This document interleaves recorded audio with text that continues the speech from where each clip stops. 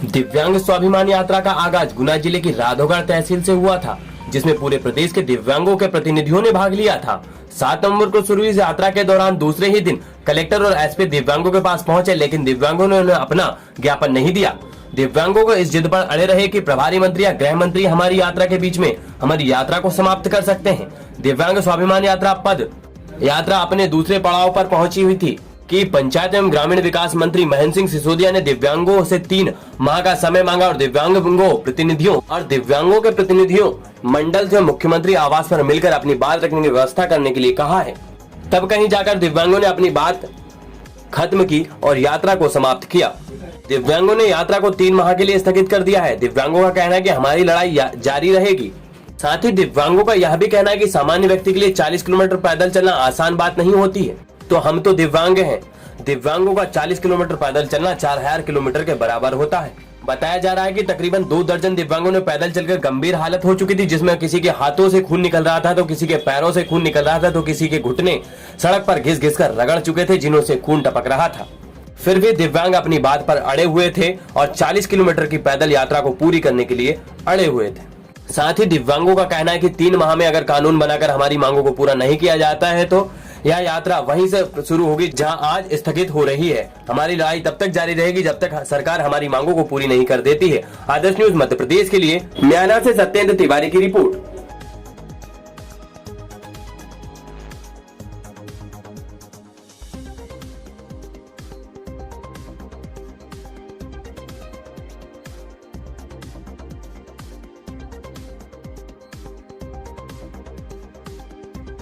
आज तीसरा दिन था और कल कलेक्टर महोदय और एसपी महोदय आए थे ज्ञापन लेने के लिए। हमने उन्हें ज्ञापन लेने से मना कर दिया क्योंकि हमारी जो मांगे हैं वो शासन के स्तर की है और शासन ही हमारी मांगों का निराकरण कर सकता है। आज पंचायत मंत्री महेंद्र सिंह सिसोदिया जी इस यात्रा में पधारे और उन्होंने हमसे निवेदन किया कि हमारी सरकार को कुछ समय दिया जाए इस पर काम करने के लिए।